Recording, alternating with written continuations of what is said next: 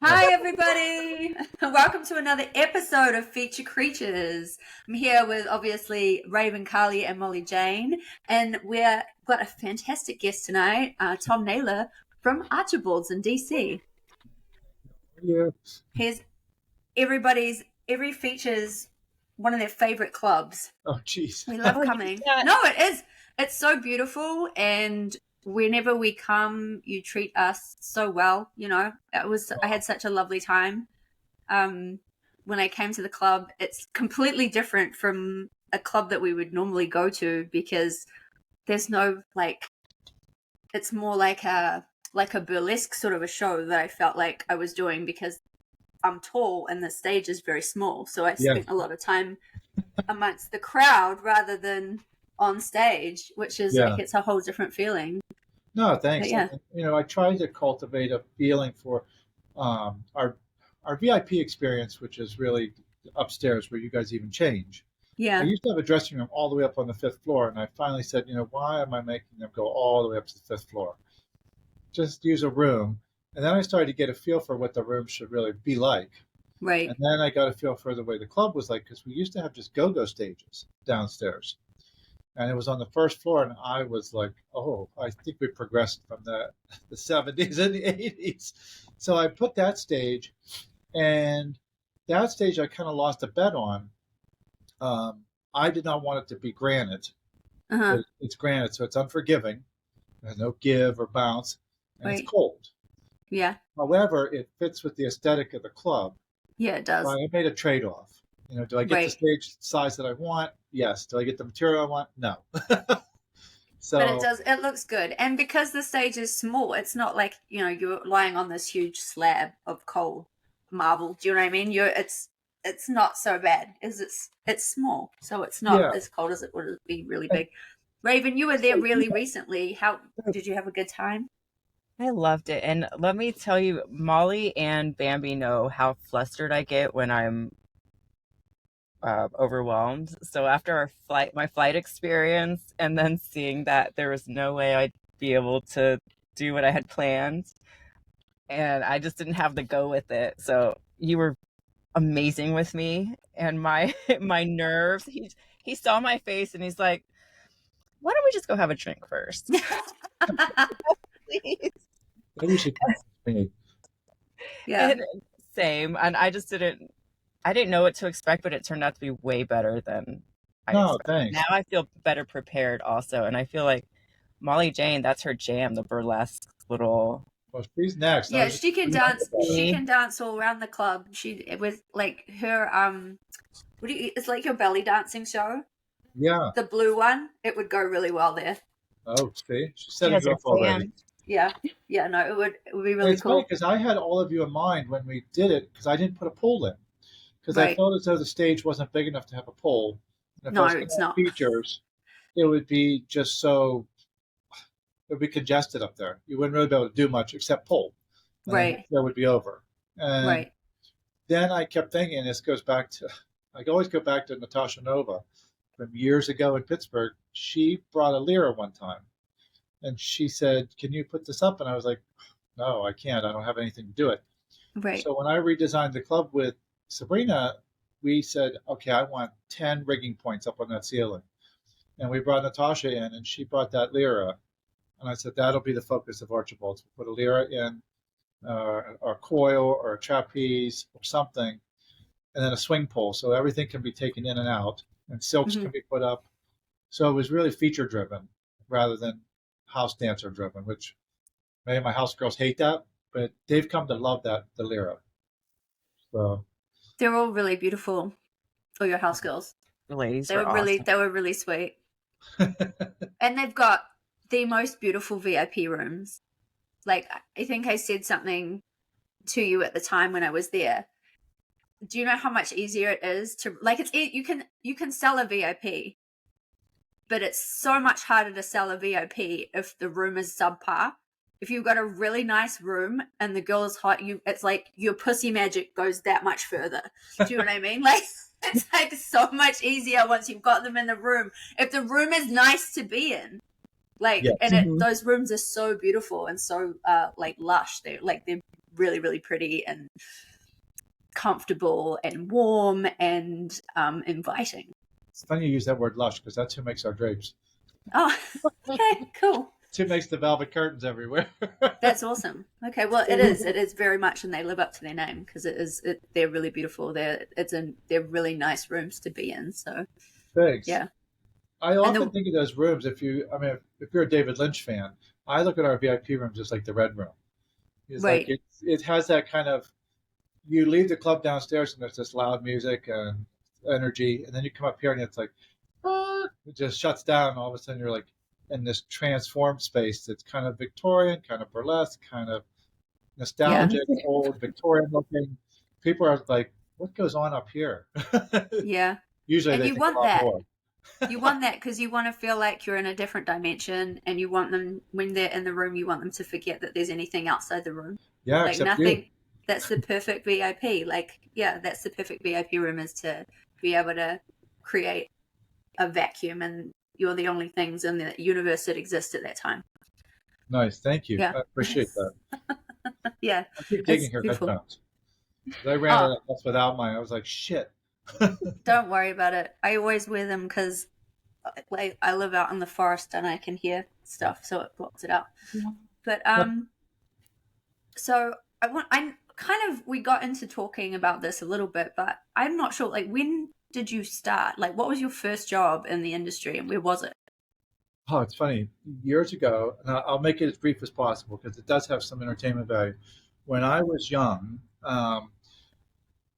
there was a club called the Edison Lounge in Pittsburgh, and it was a famous place because it was something that had evolved over time from the 70s on. Mm-hmm. And my two babysitters, one was a female impersonator, and the other one was a go-go dancer there. Mm-hmm. So any given time on my landing, or at my parents' house on the landing, I would either get a drag show or a go-go performance. And the first girl I fell in love with, her name was Candy. That was not her real name. That was the name that I was even given, or was given to me for her. And I just remember she was just like this very beautiful, sexy young girl. And she used to come to the house and babysit. She was fun, and we had a great time. And all through life, we were friends. She was a friend of my mother's and a friend of my dad's. And some people worked in my dad's studio. And so I never really thought much of it. And then as I got older, I would always hear stories, and my dad's studio would work with different dancers because they were doing filming, and that was when Betamax was coming out. None of you are old enough for Betamax. But that's when these cameras were handheld. You could literally go out, and the news media was like, oh, these cameras are great. So we had these, and there was this host of crazy, it was like a carnival of characters in the studio and at my dad's friend's place. And they were gay, they were straight, they were lesbian, they were out of this world, they were dancers, they were strippers, call girls, you name it. It was a plethora of different professions. So I learned early, like, to really respect everybody's lane. It was like, maybe it's not my thing, but if you're an adult and this is what you do, hey, I'll be friends with you. Who cares? So later, when I was older, the gentleman who his uncle and his dad had owned the Edison Lounge, who were friends of my dad's, he had kind of become friends with my sister too over the years. And I was a GM for a hotel, for a Starwood property, a big hotel. It was like 6 outlets and 8 ballrooms and 400 and some rooms. And I mean, it was a lot. And I really became an asshole. I was horrible. The job was killing me. It was eating me alive. And I used to go all the time to the strip club to just unwind. And even as a gay guy, people would say, well, why do you go to the strip club all the time? Like, well, I take my employees, I take different people. But then the owner, though, was just a friend, and I would go hang out. And he could tell just by my disposition over the years that I was waning, or I was getting to a level where I was not a great person to be around. I had put icing on everything, and everything looked great, and the veneer was there. But inside, I was like, I fucking hate everything. I don't like fucking people, and it was very hard. Mhm. And my partner at the time was like, you have to find something else. And I said, Yeah. well, I'm really good at hotels, so I'm not going to leave hotels. And then Albert said to me, I need your help with something. Can you look at this for me? And I said, sure, I can help with that. And they were going to buy a building and they were going to do a restaurant. And next thing I know, he said to me one night, he said, well, what do you make a year? He already knew what I made a year, basically. Mhm. He's known people in the business. And he gave me a figure and he said, quit today, come work for me. And I said, Albert, I love coming in here, but I don't think I could wrangle a bunch of fucking naked girls around all day long and play this game, because I see the shit show you're in every day, grabbing bartenders and yelling at them and screaming at And girls. it's so fun. So glamorous. And I was always on the outside looking in, and I thought, yeah, no, this just seems like such a shitty profession. And just like, so, and that was really the truth of it. I thought I love being a spectator, and I love watching naked women dance and the features, and it was always crazy time. Mhm. And then I came in, and for the first time in my life, I put the brakes on everything. He really made me like humble myself. I became a doorman, and then I Mhm. was like a bar back, and then next thing I know, the guy that I would come see all the time, the GM, I replaced him. And Yeah. that was the plan all along, but I really learned the business all around again. I think that's And really important. yeah, it was weird though when I was working the door, and like I wouldn't say there was theft going on, but I would say that there was dishonesty, because he knew me Right. since childhood. And I would do the money and I would say, well, we did, 1,400 at the door. And he would be like, what? On a Tuesday? He's like, I've been doing normally like 900. I'm like, well, that's what It's a that's what cash I'm getting. business. So yeah, so welcome to the business. And and I thought, well, people do things. And then so we just basically I grew up with him basically in the business. He taught me. I don't have a lot of good things to say about him now, but he taught me everything I know, and Right. or at least gave me a footprint of how I wanted to be or not to be. Yeah. Um, do I have some of his tendencies? Sure. Um, and I can go into some of those. Well, if you pick my brain, there's some good stories in there. But Right. um, I I found out that I was better at this than I was at hotels. So I was kind of Is, lying to myself about hotels. is that because you like the people better? I think it's very weird, and I think you and I discussed this, Bambi, with my husband. Hmm. Is some people would think that I'm bisexual just because of my admiration or my uh, outlook for dancers. Yeah. But I think more, I look at it as a craft that like Right. people don't think that it's a craft or an art form, but it is. I mean, everybody has to get up. It takes a lot of courage to get on stage and take your clothes off. I don't want to Hmm. do it. Right. I'm sure somebody might want to see me naked, but I'm sure there's a lot of people that would be like, oh, okay. But you could do it. but that's the thing. Like it's a lot. I mean, and you have to come up with routines. And even the dancers that I have, I just had an admiration for them, and I thought I really love what we do, and I like running a club. And this is where I differ from a lot of people. I like running a club that's straight up a club. It's not Yes. a whorehouse. I'm not running girls through. I'm not allowing weird shit to happen. And Yeah. everybody here is on the same level. Um, Yeah. you dance, you perform, you're an entertainer, you're not a stripper. And because it's not that I dislike that name. Because yeah, there are strippers. I mean, I can take you to different bars outside of Texas, and they're Hmm. strippers. Hmm. But these are not. These are entertainers. These are women that come in every night, bust their ass. Hopefully, they make money. Some nights they don't make any money. Yeah. Uh, you got to put that big smile on and go fucking take your clothes off. Still. Yeah, for sure. See, I honestly, I think we've all come to terms with the word stripper. It's never offended me. Has it offended you guys ever? I feel like stripper is like a very honest word, and it doesn't. I feel Now, do like it you was think thrown of around. yourselves? I always ask this because I don't find it offensive. I find it that I always tread carefully with the verbiage, just because some women are dead set on there's some derogatory I'm not a nature. stripper. Men discuss it. Wait. So I tread You'll never carefully. get it right. You can't please everyone. No, you Me and can't. Bambi Like, just no, learned this. we got yelled at for using the term house dancer Yeah. because that's not the right term. The term is stripper. I'm like, well, we're all strippers, but yeah, no, you can't please anyone I feel and like everyone. everybody's a stripper. We're all strippers. There's just different levels to stripping or different like facets of stripping. That's true, Right. Molly. I guess so. Because, I just have always found now that I prefer, like, even I like the word, I like sex workers. Some people Yeah. think that that's a horrible term. Yeah. I feel as though I'm a sex worker. Right.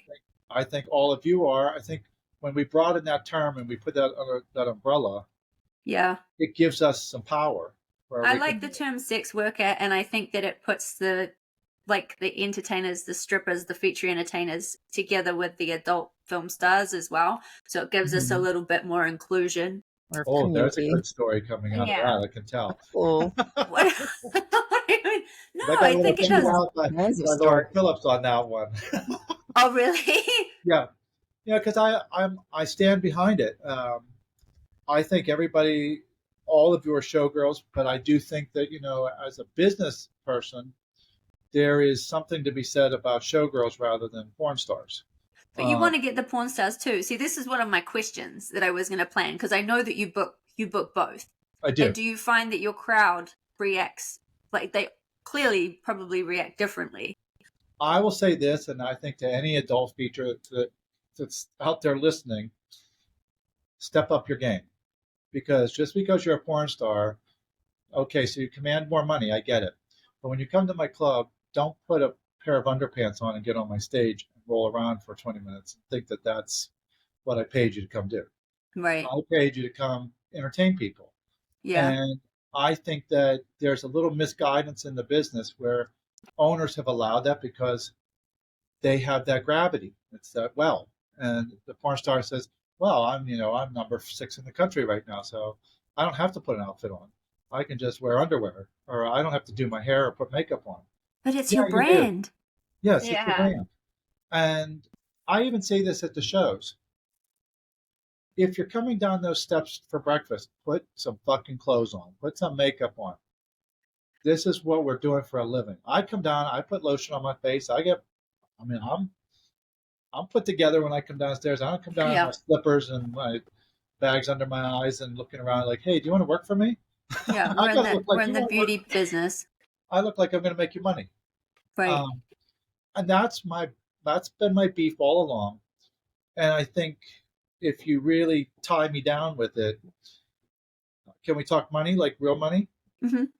So if you book, features, and let's just say a feature dancer's $1,500 for 4 shows. Mm-hmm. When a porn star comes in and says, well, I want $3,000. Well, I only hold 150 people. So that $3,000 is really negligible. I can't say to my employees and to my staff and say that, yeah, that's worth it to me. Like, I'm going to pay them $3,000 to come in and do 2 shows, and the feature's going to do 4 shows and get paid half. When there has to be some scaling, where I think all film stars have to say, like, hey, I'm going to Reading, Pennsylvania. Like, I really can't get $3,000 out of Reading, PA. Right. They would book more, but then there's a whole other argument. They don't have to book. I was going to say, do you think that they still want to? Because I feel like I get bookings regularly at a certain club chain in New York because there's less porn stars that want to travel now because they are. I think this is great that a lot of them can run their own content and create their own, they're all managing their own careers, right? Whereas previously that was not the case. So now they're making a lot more money and having a lot better time with it. So the idea of going away and featuring, a lot of the time, they're actually losing money. So I think that there's been a little bit of a change in the business as far as feature entertainers that haven't ever really done porn or don't strictly do a lot of porn. We've got this in with certain clubs now that would have previously only ever booked adult film stars because they've got a bigger name. Do you know what I mean? I agree with you. I think, though, there are some leaders right now that I give Lauren Phillips a lot of props because she has single-handedly decided to bridge that gap. Yeah. I've And never seen one of her shows, by the way. Does she's a she? great What is she? performer. Yeah. She's big energy. She brings outfits. She's always dressed up. Yeah, like she has every time I see her, she's always wearing a costume of some sort. Like she's always, yeah. I think she recognizes that right now she's in a position of power. And I'm not blowing smoke up her ass. I think that since I've known her, I've been very frank with her in what I think. And I think she does exactly what I talk about, is that she looks at it as, yeah, I'm working hard. I'm doing film. I'm doing content. I'm doing OnlyFans. But I'm also sponsoring stuff. I'm making sure showgirls get room and get advanced, that the money starts to equal out, or that shit matters, what you say or what you do or how you treat the features. Like, right. I know clubs that put features up in shitty hotels and then they treat them like shit. And, they don't pick you up at the airport. You're left on your own to do your own shit. And that's just not, and you need an advocate. And just so happens that the advocate that I see out there now is somebody like her, where she's vocal. She's not afraid to go up against people. And that I admire. I think that that's what everybody needs to hear, is that you guys empowering each other, and not bitching about like who did what or who fucked who or who was over here or who claimed this prize. Like it's everybody's fucking everybody. Yeah, you gotta find who can keep up with it. Find a stage and get a check. Period. Right. Like you don't even have to hang out with them outside of work. It doesn't cost anything. I look at it as you guys should be booked all the time. And I see the newcomers, if we're going back to porn stars and showgirls, I've always had an affinity for showgirls just because of the different level of talent. The showmanship. Yeah, the showmanship. And it's different, and like I said, you get a porn star and you know what you're getting. You're getting a porn star. She never said she's a pole dancer. Never said she's an aerialist. She never said she does silks. She's great having sex on camera. Which That's it. But, and I'm sure that some people want to still see that. Do you know what I mean? They still want to see her. Yeah. And I talk to Jocelyn James all the time. Her and I are really good friends. And we talk about it because she still believes in like the costumes and like, putting on a show. And even though she's on that other arc of the business now, I mean, she's on that other side, I still look at it like she still understands the fundamentals of just, you're in this business, go do what you do. Go have fun. Go do 6 engagements a year. Don't sit back and just say, like, I can make it all happen on my own. Right. Even if you don't make money, you get to go to DC, you make some props, you do some stuff, you make some video, you get some more out there content, and then you go home, but you got a free vacation too. Yeah. You got a 3-day trip. That was my main goal. Like that was my main attraction to continuing with featuring when I moved here. Was I'm not from here, so I got to see this whole country. I think I've been to like 38 states now, so it's like great. Yeah, I feel really lucky. But yeah, when you say we should be booked all the time, I'm one of the people to be lucky enough to have achieved that goal. And for 2 years, I was heavily booked to the point where it got to the end of last year and I had to stop. Do you know what I mean? Like it gets to the point where you're on the road all the time. You're like, okay, I need to start taking a break.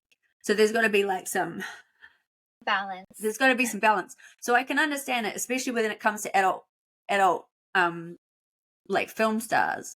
When they get to that point, especially if they've been on the road a lot and then they get home and they're like, well, I can make this much money at home. Yeah. Maybe I'm going to take a break. So I do get it. I can lay on my bed and play with myself and make thousands of dollars. Yeah, I mean, that's what a few of my friends who do it have said to me. They're like, I can fuck myself at home. The same. Like, I don't want to sit and catch 2 planes and maybe they lose my luggage and sit there and have to, all of that stuff. Like that is the reality of being on the road all the time. It's exciting, but at the same time it's very grueling, exhausting. Right? You guys would say it will take its time. That's bad. Yeah, especially for the MILFs, right? Because you got to go home. I'll see. You got to go home and still be. Yeah. No, I hope I didn't say anything out of turn on that. No, not at all. Not at all. I just think that sometimes people they over glamorize what it's really like to be a full-time feature entertainer.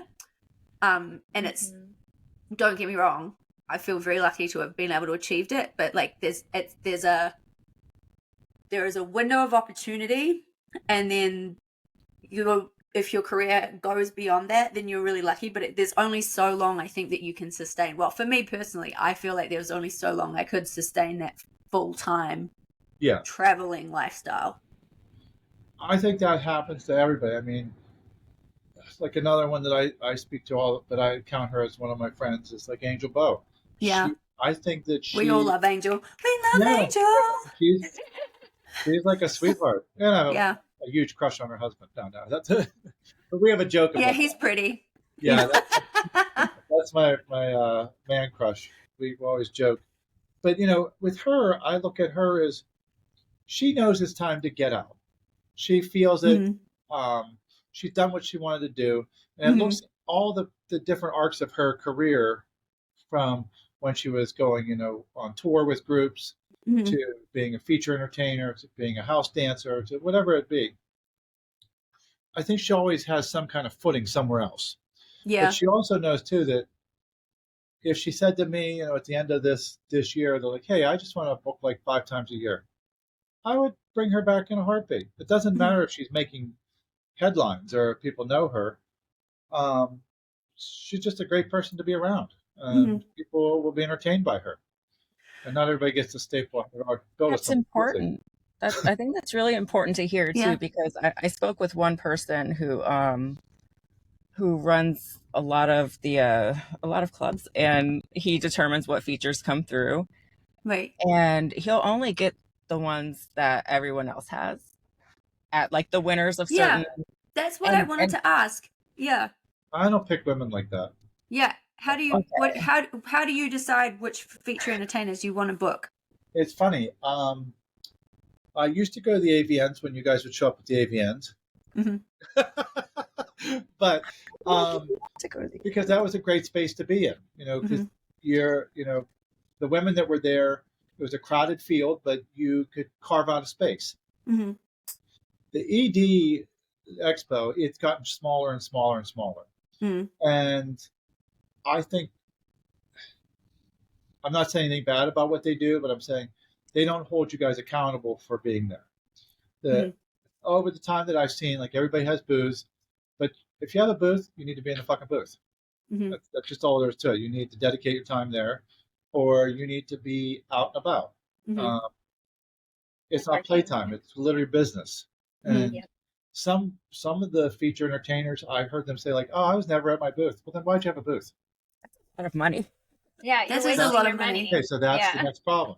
So collectively, I talked to a few people, and I said, you should all petition to ED and say, look, you would have far more girls with booths if you just practically priced everything.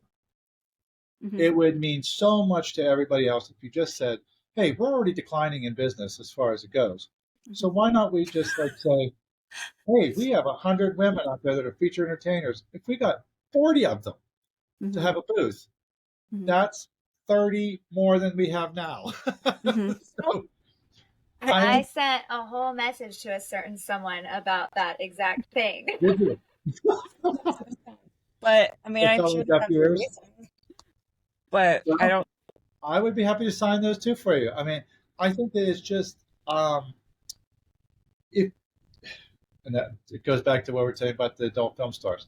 If you can't figure out a price that fits everybody in, then you're doing it wrong. And even with the features, I make deals with features all the time. If Frank comes to me and says, so-and-so wants, $1,000 a show, but she wants to come in January. Well, you're not getting $1,000 in January. Right. I'll give you $750, and you don't have to do all the shit you do for everybody else. You just have to do a podcast, get here, have fun, go home. I'm not making you get on radio programs. I'm not making you do print ads. I'm not making you go to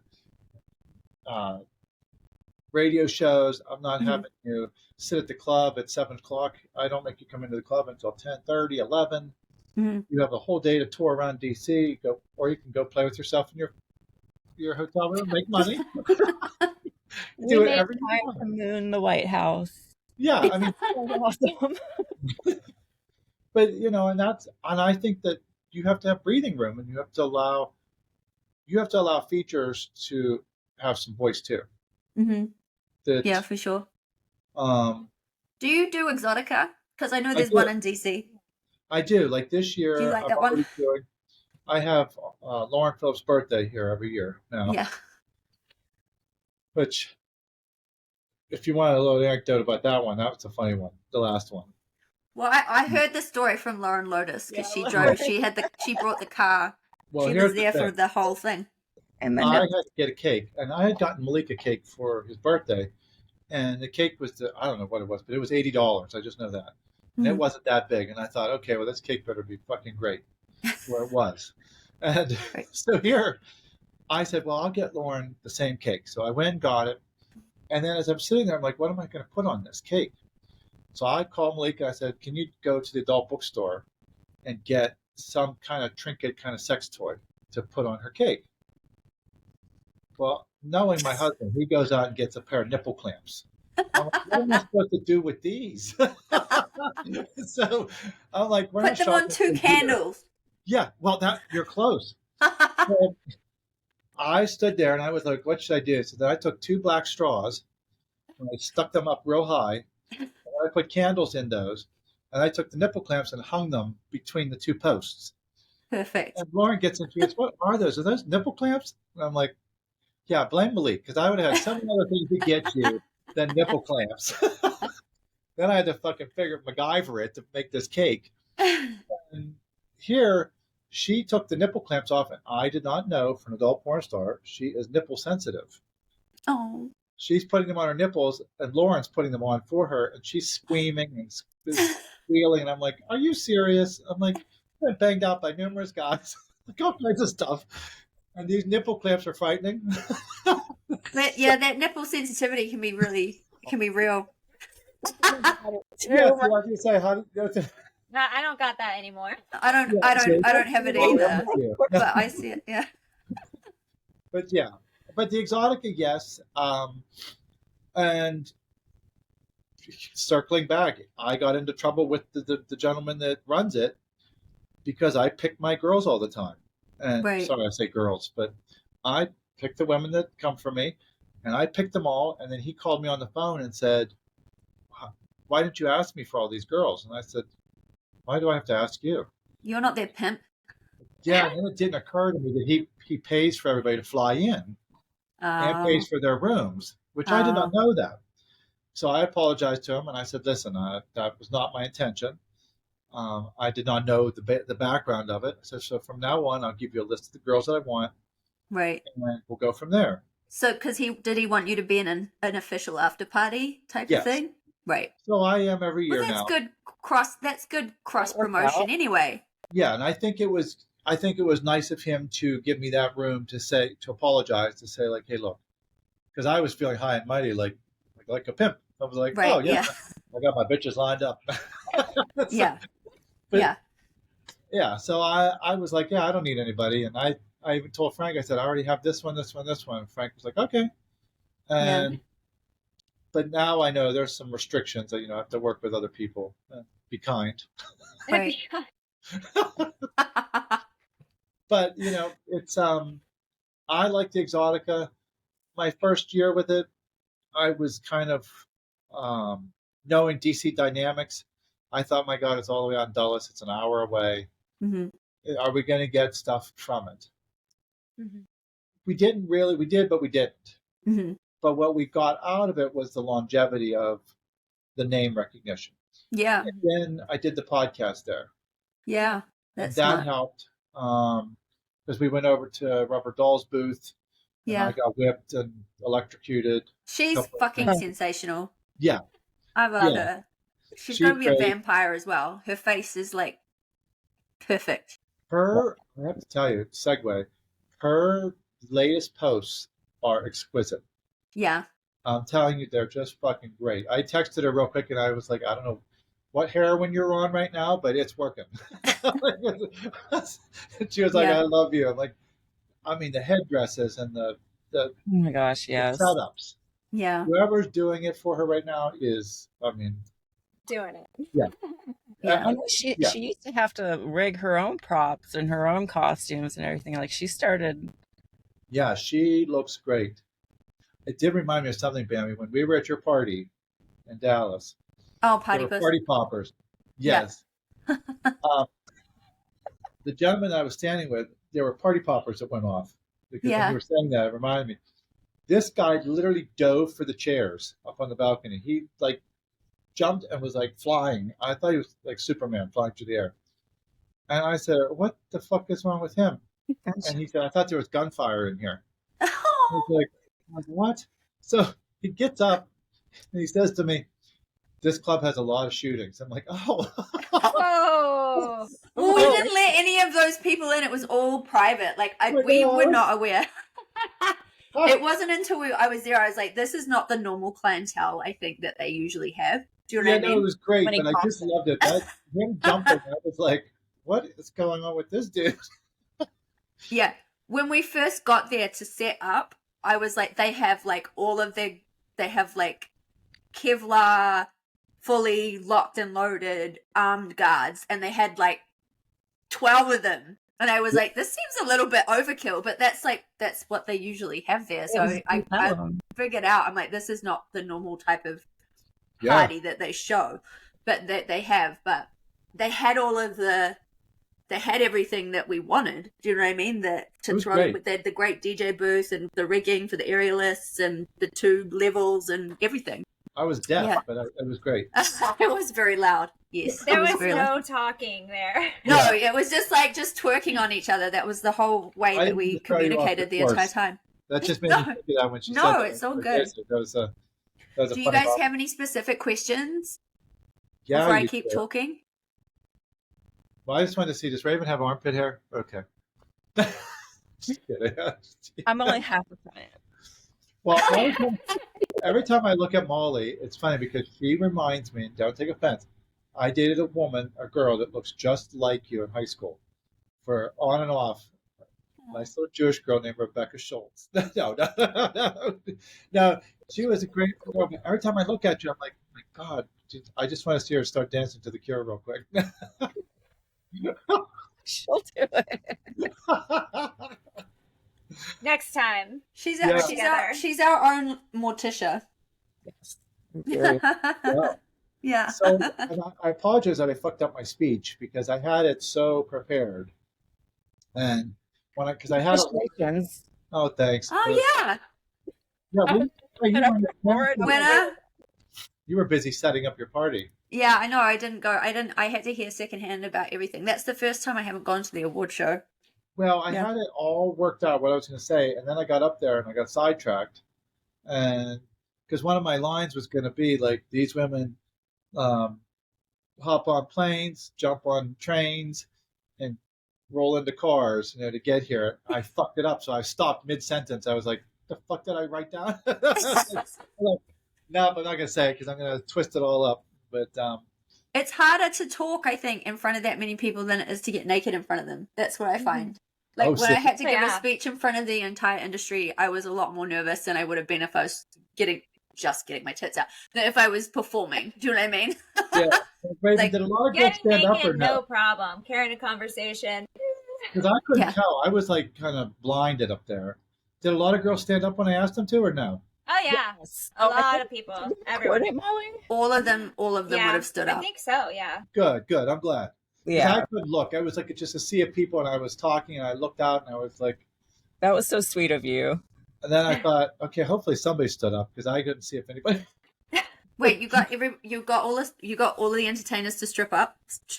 Yes.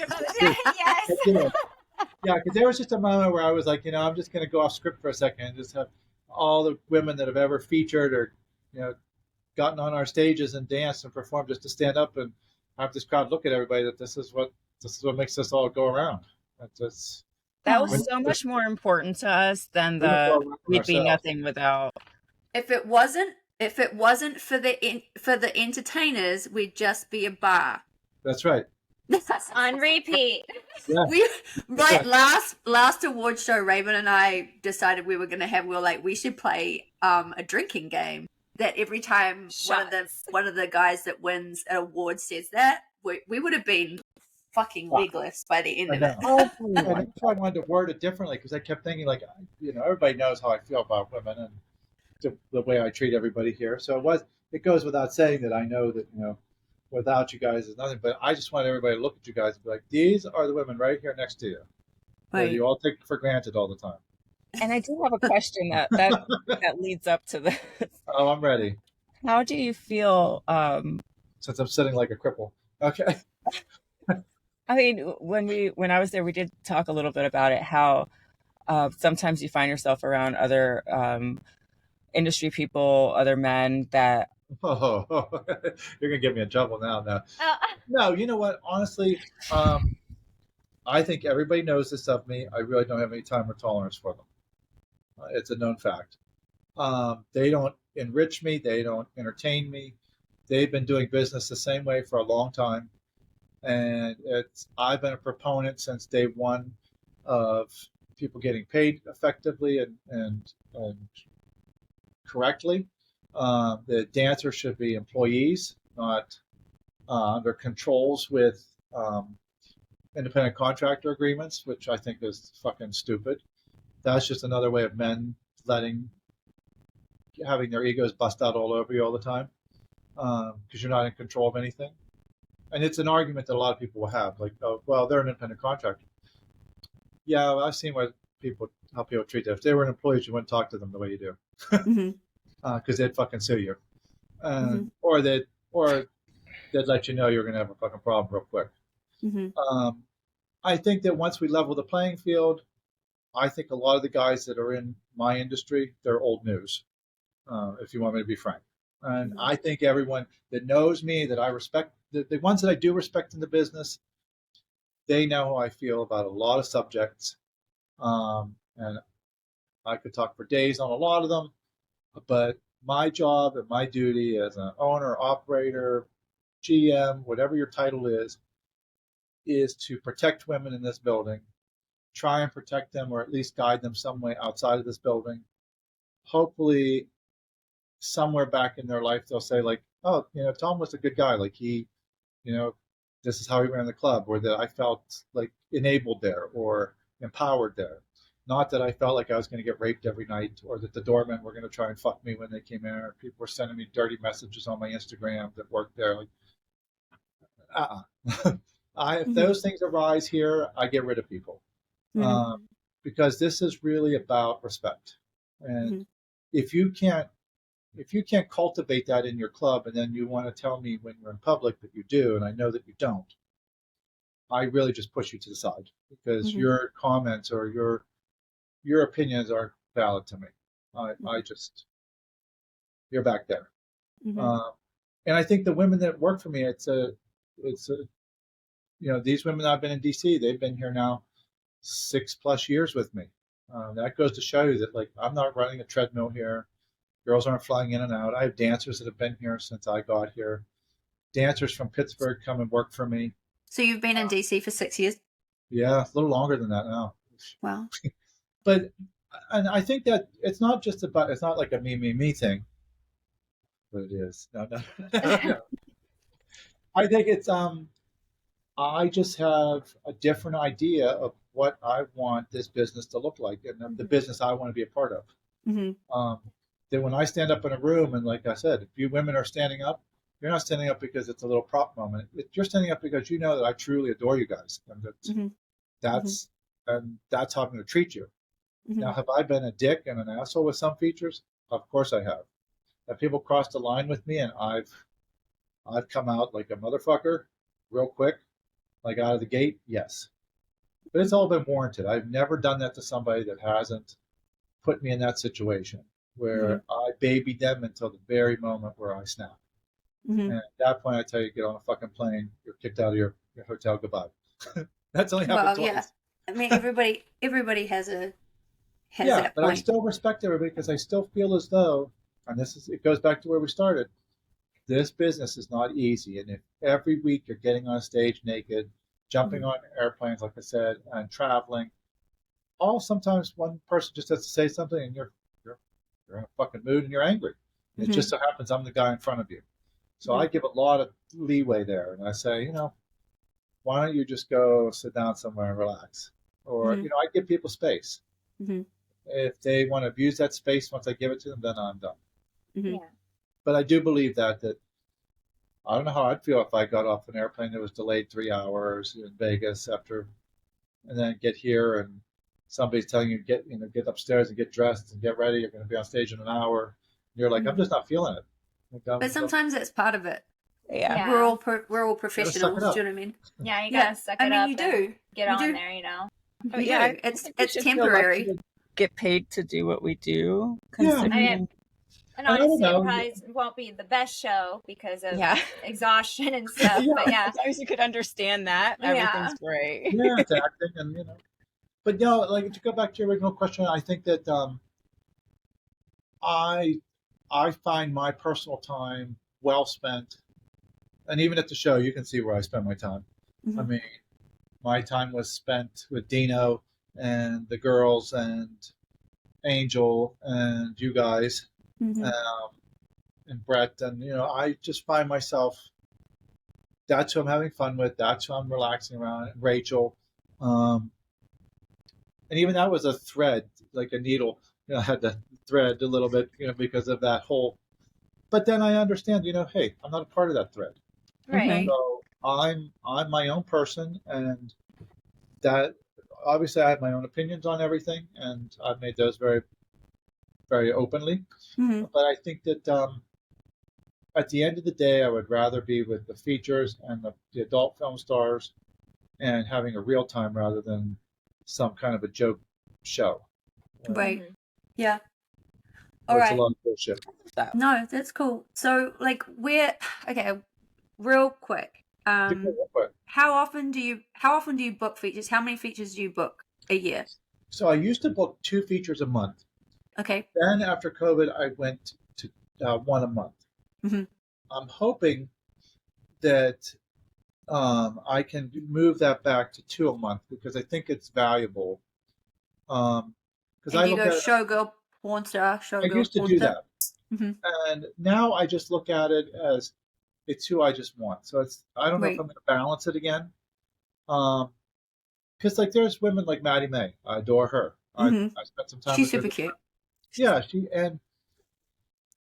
she's a performer. She came, and she did her thing, and she wasn't, anything other than her. Who's another one that I really liked? The one that just had the boxing match. Shit, I'm forgetting her name. Karma. No, it's You'll get it. Instagram. Say.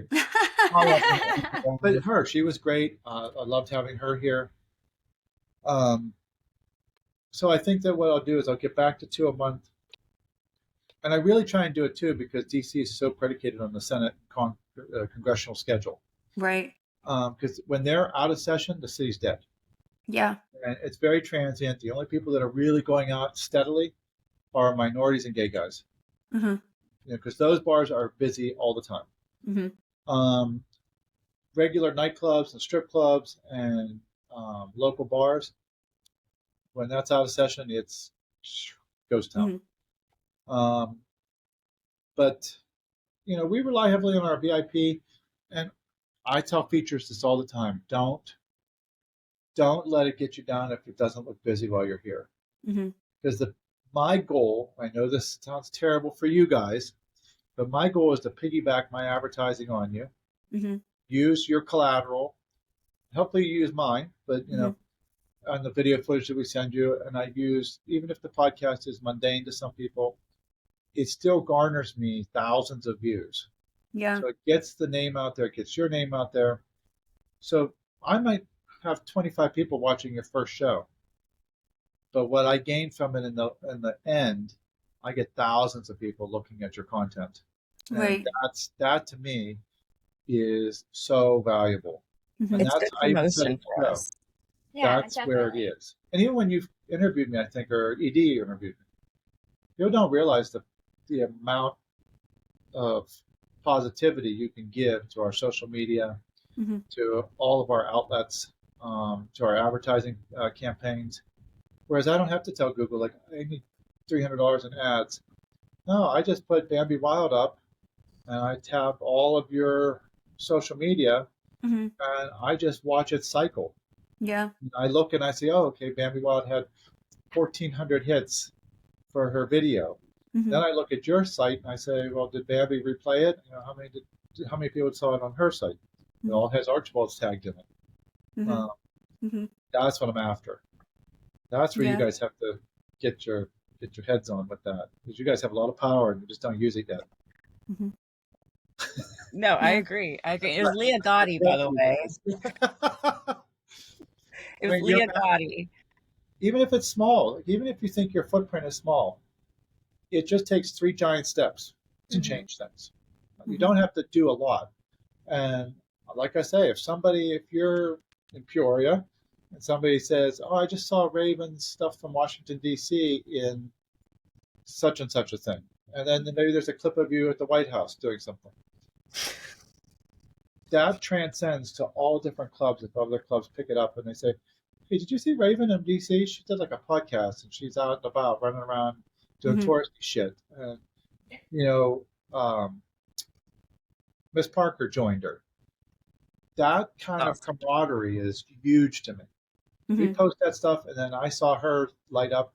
Miss Parker was back in D.C. Well, Jocelyn even texted me, and she's like, are you coordinating with all these girls to get them there? I have nothing to do with it. It's literally your friendships are all involved.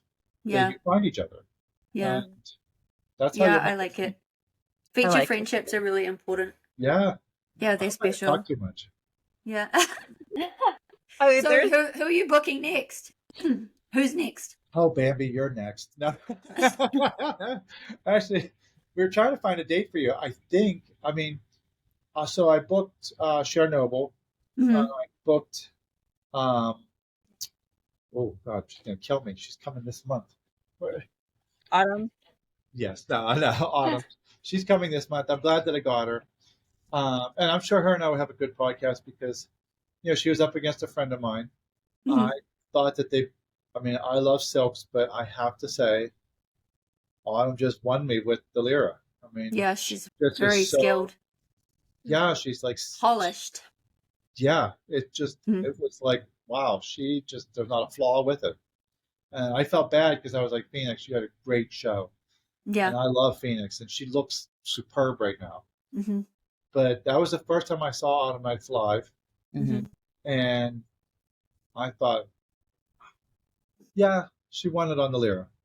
Yeah, she won on the floor work or anything. It was the Lyra. Well, she could do a lot with so little, like Charzane. Yeah. Oh, so I booked her again. She's probably going to be my November feature. And I've shit on her 3 times now. So this 4th time I cannot. I had to cancel her 3 times just for different things happening. Yeah. She goes without saying, I don't know how she smokes that much weed and gets on that stage. She was in my office and she was smoking and I couldn't get the weed smell out for like 3 weeks. And then she came down and she got on those, what are those called? Those little posts that are all different sizes. Oh, handstands. Yeah, the handstand. The handstand. There were like 8 of them. And they're all like different levels. And I watched her smoke 3 joints, like one after another. And I was like, wow, like, okay, I'm impressed. Like I've done a lot of drugs in my time, and I've never smoked 3 joints. And then said I'm going to get on stage and get upside down on these handstands. Yeah. And I'm going to do it flawlessly. And she did. She came down, and I moved that into the position. I looked at her, and her eyes were just like glass. She turned around and wowed me. I was like, okay, maybe I should start smoking 3 joints. I would be really productive.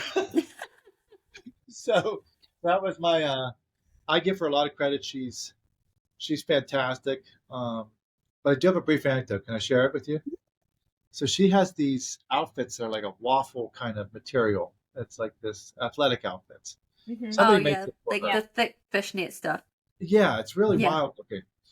So the first time she came here, they were yellow. They were bright yellow, and she's so muscular.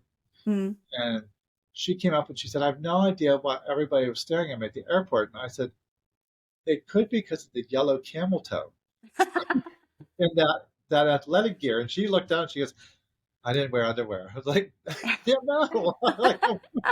Like you look like Big Bird vagina. And that's all the weekend. I kept getting that in my head, and we just laughed continuously. Then she told me, she said somebody makes those for her, and I was like, "Oh, I would imagine, because those are super tight. They look good, but I could not get Big Bird vagina out of my head." Well, we all appreciate it. We all appreciate it. Shazane, don't ever stop wearing those. Now, Molly, I have to figure out when I'm bringing you in, because you have to give me some dates to get you here. Molly, tell me what your availability looks like. Open. Hey, woman. So we're still. Well, we're not going to Wisconsin until February, and it's kind of holidays are coming up, so it's gonna be just kind of calm around here. And we got the competition coming up in October, so like November, December, January is just gonna be chill time, and then anything after February is open. Good. We'll get you in here. That's a promise. Awesome. And then I just have to circle back. Now, who do you think? I mean, I know I ask all of you all the time, if there's a go-to woman that I should have, who is it right now? Right. Sharon Noble, which you already have. Yeah, you got Sharon. Yeah, I'm trying to think, like, who's... I have to see who you've already got. Nova. I feel like last time Nova I was Baby. Here. Nova Baby's amazing on the flying pole. Vampires. Vampires is she's super cool too. Yeah. And the other girl that's part of Angel's kind of troupe. Pandora? Saint Antique. Yes. Saint Antique. Yeah. She looks very talented. She is. And this is where I have to say things too. Oh, I have another critical thing I have to ask you guys. So, how is it, before I forget, it's dominated by all white women? I was about to say Galaxy right before you said that. Yeah. That's my big problem with the industry, is not because I'm married to a mixed person, or I just feel as though it's a very white feature culture. It really is. Yeah, and even the black girls, they feel as though they're still outsiders. Yeah. Well, that's because wherever you travel, there's certain places that they travel to, and they're definitely made to feel that way. Yeah. And people don't have a problem with saying it. Like, really? Like when I first got here, one of the entertainers that I was competing against, and she was black, and the club we were at, it was in the Midwest, and it was quite rural. Yeah. But they book a lot of features, and he even said to her, he was like, "I'm going to book you." She fucking did a phenomenal show. But when he said he was going to book her, he's like, "I've never had a black feature before, so we'll see how it goes." You know, and they don't have any issue with just verbalizing that. So being blatant about it, like in your face. Good way to say you're going to book somebody. Yeah, it's wild. Like, there was no need to even say it. But also agents. I've heard the agents. I've overheard some conversations with agents that I felt very uncomfortable around, that had to do with. I've had conversations with club owners and club managers, and when I was running my own club, I had guys from other parts of the country come and work for me, and whenever we just had auditions for house girls, if it was a woman of color, they would write that she was black on her information. And I'm like, you don't have to do this here. Like, we don't have a quota, so just stop fucking doing it. It's ridiculous. That's enough. Like, if people are And the reason I mentioned that, because that kind of piggybacked off the Charzane comment, is when I first had her as a feature, she had been struggling before that to get booked. And she had told me, and I think it was on the podcast too, she had told me that a lot of people did not book her because her accent was so thick. And I thought, are you fucking kidding me? Like, she doesn't talk to people. She dances naked. But her accent's so sexy. Yeah, she's not going to give a fucking speech up on the stage. So, like, and being from the Midwest, I found people with accents, like, that sells, like, exotic. Like, you want to bring something different in because it's something that they're not used to. Yeah, I don't get it. I don't understand what it is. And I don't know if you guys have noticed, but like whenever there is like young black women at a club, their main clientele tends to be old white men. Mm-hmm. So I don't know who's getting upset about having more black entertainers than white entertainers. I think it's a made up bullshit thing.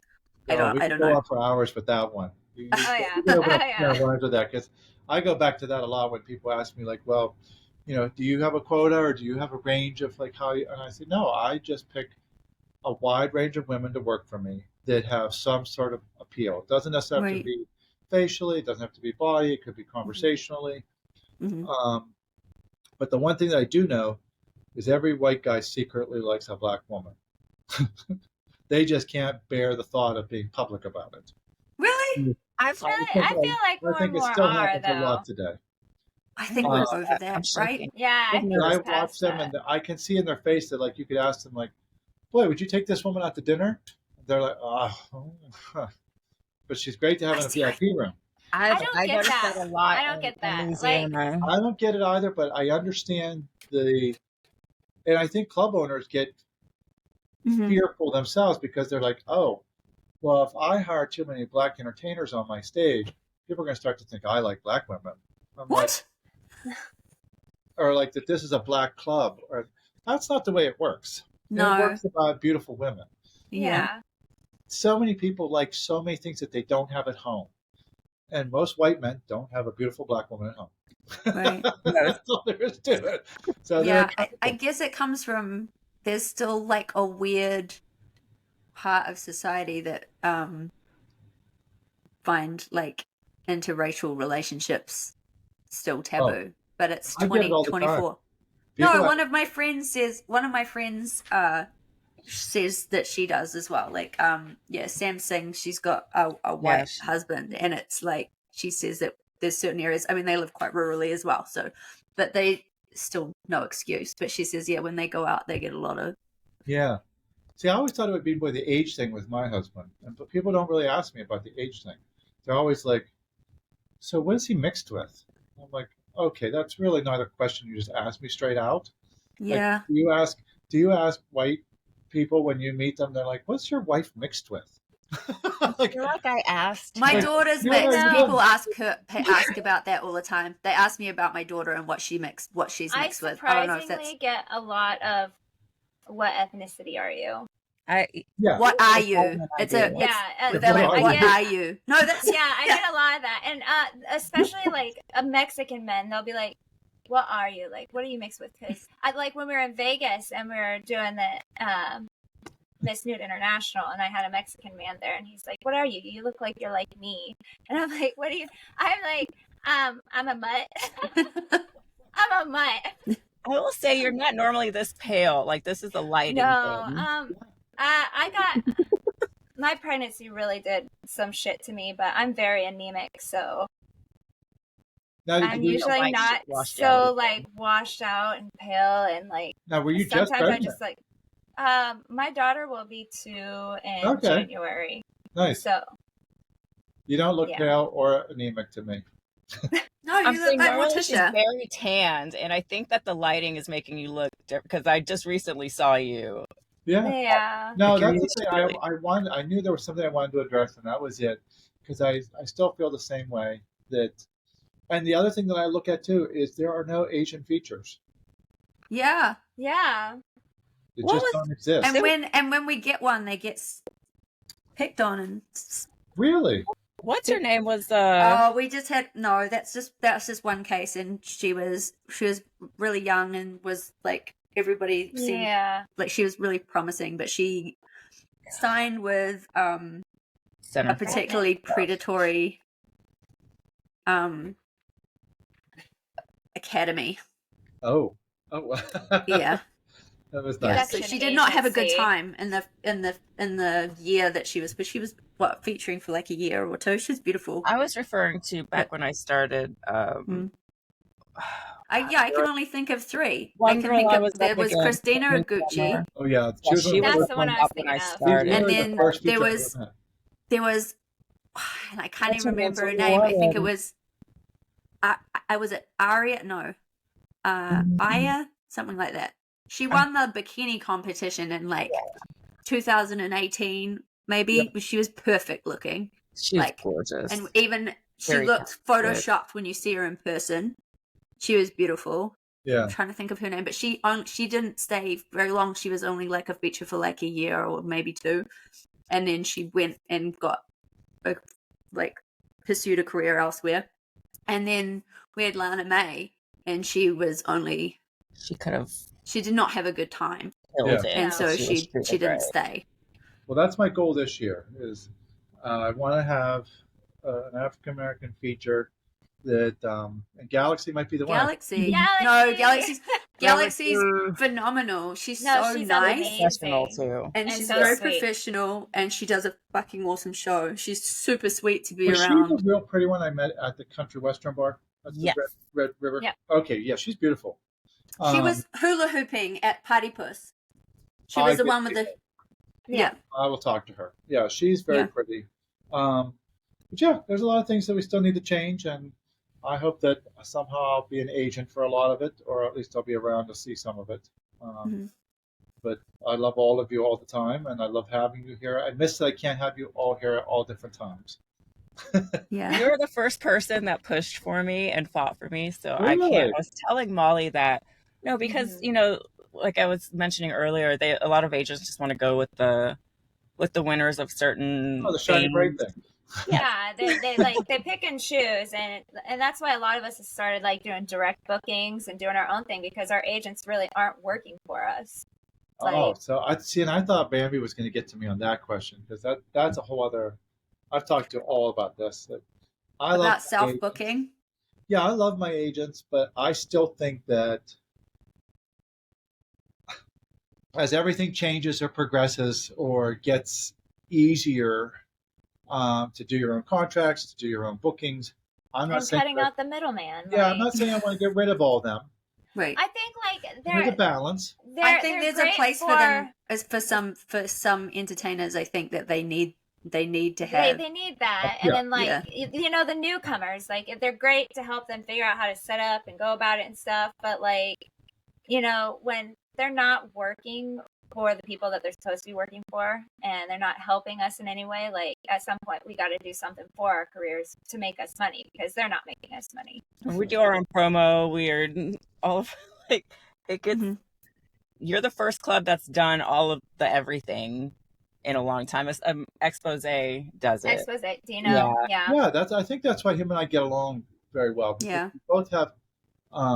We obviously have our own ideas about certain things, but I do view him as kind of a kindred person, where we both look at it. Well, he's another one of the feature favorites. Yeah.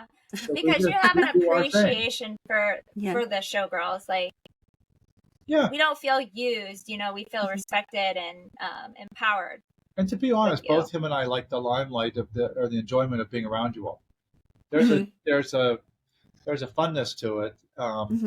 And even when him and I talk, I think he gets a lot out of that too. I mean, it boosts our ego too. I mean, you're around a lot of beautiful people, and people, you all have this mutual admiration. It feels good. Yeah. So, I'm still at a loss why most businesses don't want to have features anymore, or they limit them, or they have the same kind of features. They look at it from a strictly financial standpoint. Yeah. One place I think that does a great job is my old rival, was Cheerleaders in Pittsburgh. Yeah. They have a great range of features. Yeah. And I always love, because Richie and I, we chat online. He's cool. And, him and I, we didn't always talk, because literally we were competitors. But we were friendly. But I look at his stuff and I see like what they're doing, and then I think, oh, maybe I'll look into that girl and see it. But then she's not a good fit for me. She's a great fit for Pittsburgh. Right. And DC's its own animal. But Yeah. I look to them a lot for some, not guidance, but for some inspiration to see what they're doing. Because Pittsburgh's a weird city.